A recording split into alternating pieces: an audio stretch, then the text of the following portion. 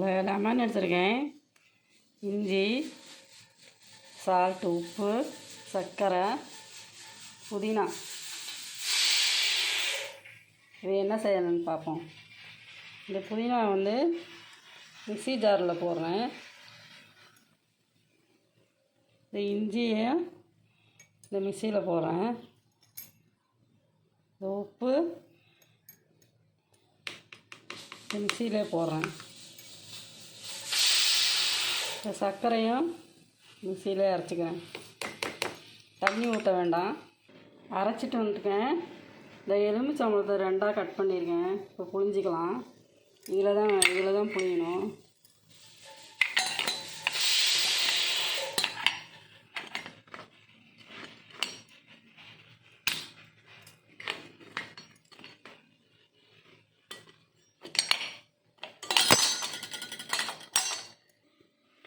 இந்த அரைச்சதையும் இந்த புழிஞ்சிட்டேன். எலுமிச்சம்பழம்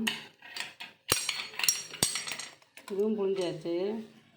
இந்த அரைச்சதில் வந்து கொஞ்சம் தண்ணி ஊற்றிக்கலாம். தண்ணி ஊற்றி அதையும் வடிகட்டிக்கலாம்.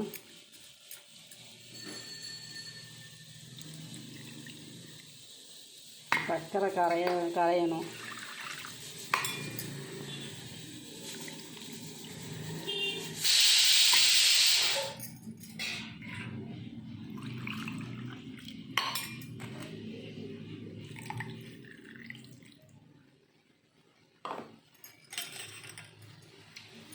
உப்பு சர்க்கரை செக் பண்ணிக்கலாம்.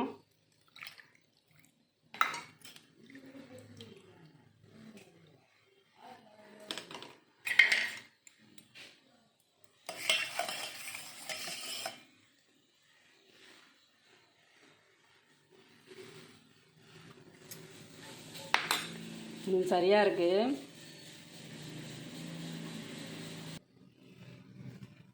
இந்த 2 கிளாஸ் ஊற்றிருக்கேன். இதில் ஊற்றிக்கலாம்.